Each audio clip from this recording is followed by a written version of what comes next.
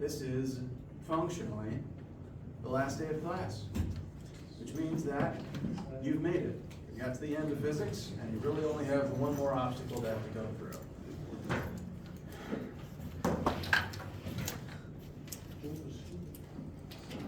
This is basically the last day of class because this campus has just decided there is no class on Friday. So please enjoy your day.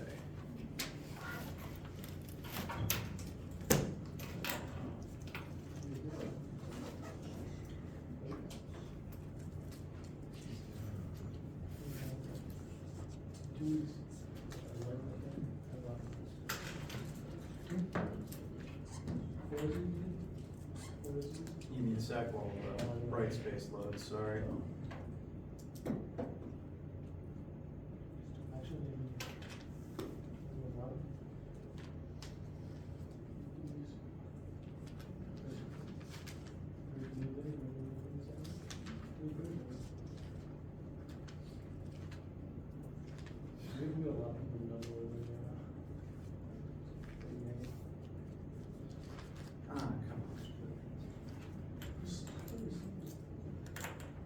Alright, my plan for today is to quickly go over all the things that all the information I feel you need to be able to prepare for the exam.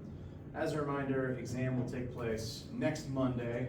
The times are written right there on the lower left. There are 2 exam slots, one at 8:30 that morning and one at 1:30 that afternoon. I do not care which one you show up to, if one of the other fits your schedule better. Just know that a bunch of people are probably going to show up for the 1:30 one. So make your decision with that in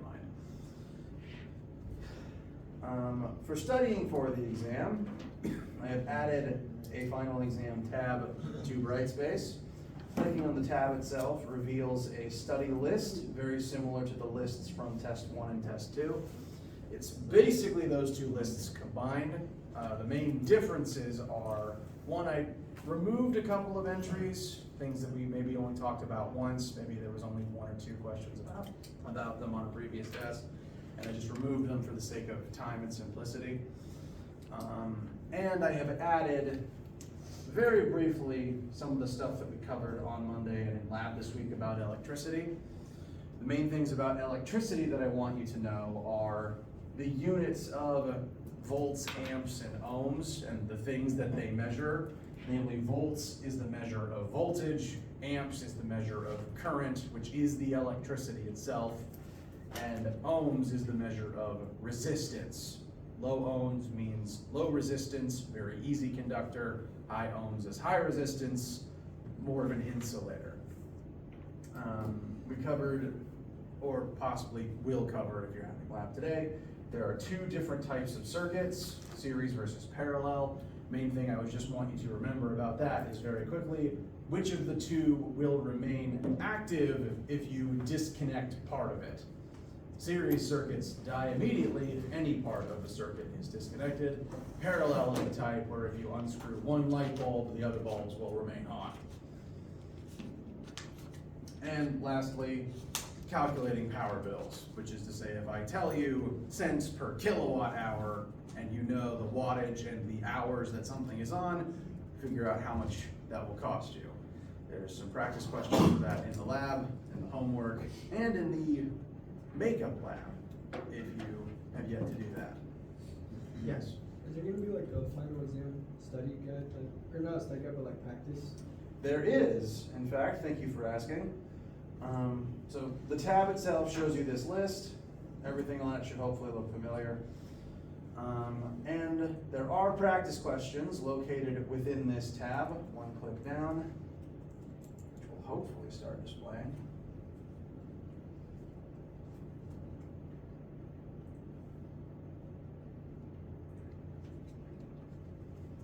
There we go. So I have made a full practice exam as I did for the tests before it. If you study nothing else, this is probably the best thing for you to review for the exam. I wrote the exam, and then I wrote this to make sure that it covers all the same concepts and that all the formulas and things that you need to know are represented here somehow. I will point out again that I always make my practice versions longer and more difficult, because I'd rather you make mistakes on this. This is 24 questions. The actual exam has wound up close up 17.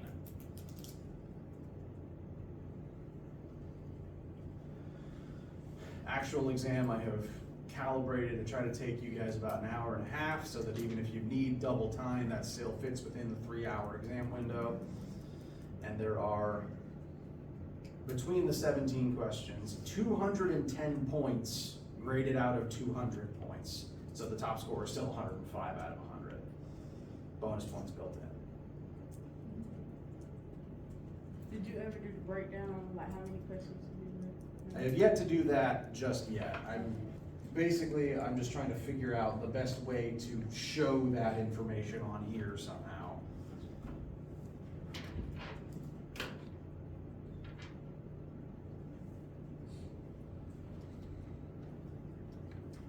The formatting for the exam will basically just be like a long test, numerous questions, some of them multi-parters, some of them concept only.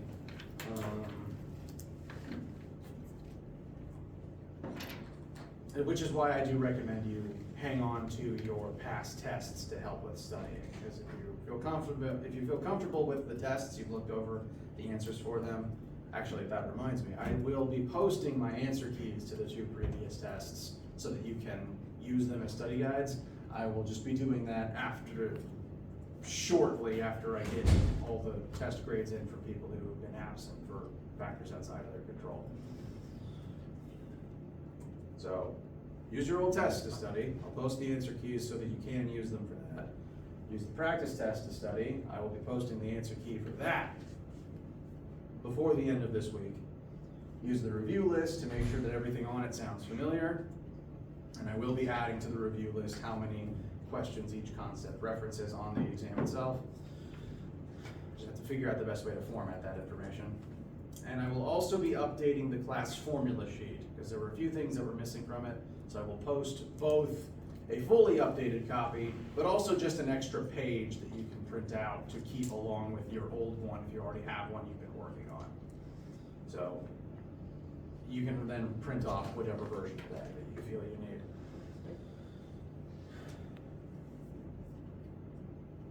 But the exam's all stuff you've done before. It's just a question of going through it one more time. How do you guys feel?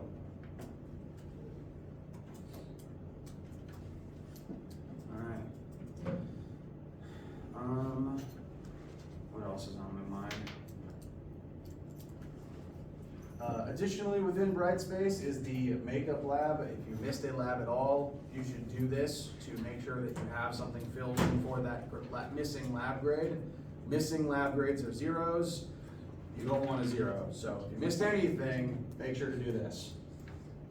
The assignment here, very short, guided activity related to sound and electricity, which is also good study material for the exam. Yes? When's the last day we can turn that in? Old place. Normally I like having a calendar up to point at. Okay, grades are due.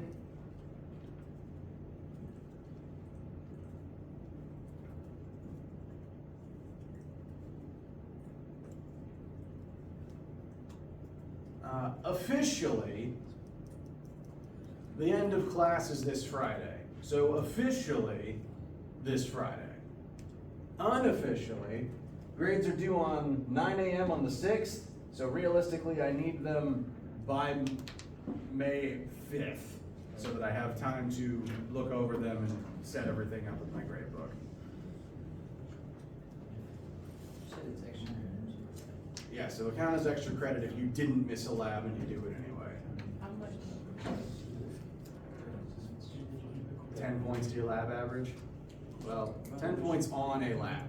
Yeah, what's it do? I'm still working on it. So technically on a test, it would be like, Maybe a point on your final average, which, you know, could be valuable. It'll round up.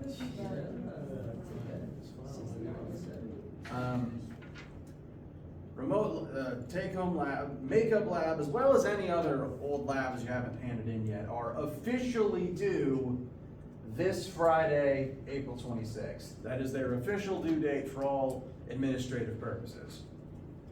Unofficially, I need them by Sunday, May 5th. Does that make sense?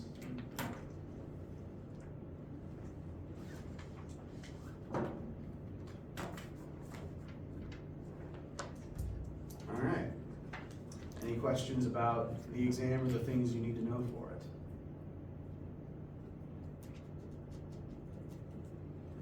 All right. I'll point out just one more time that if it's not on the study list and it's not on the practice exam, it won't be on the exam.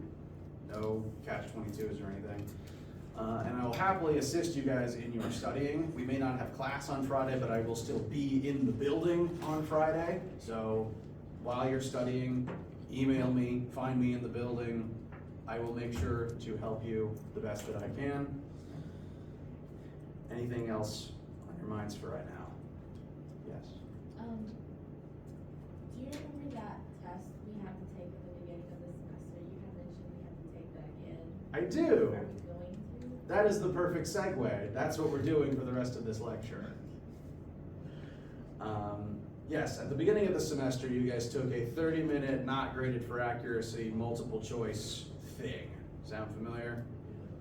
The purpose of that was to see what you knew before the class to compare to what you know at the end of the class. So to see what you've learned, we have to do it again. And that is what we are about to do.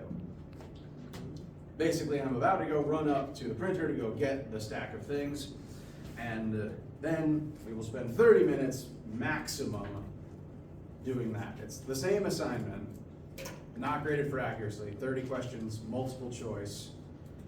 And once you're done with that, you can hand it in to me and then be on your merry way. Sound good? All right. I have to go run to the printer real quick. If you guys want, there's a pile of Scantrons up here. You can go ahead and grab one if you want to, but also come around with the document itself. So I'll be right back.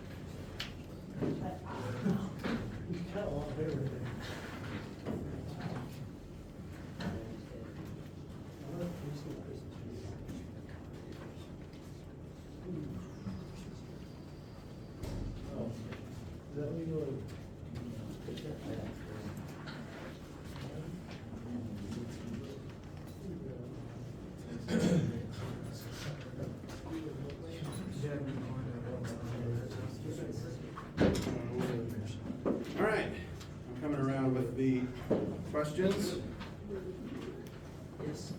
You shouldn't need a calculator for this because there's no math. It's all multiple choice concept questions.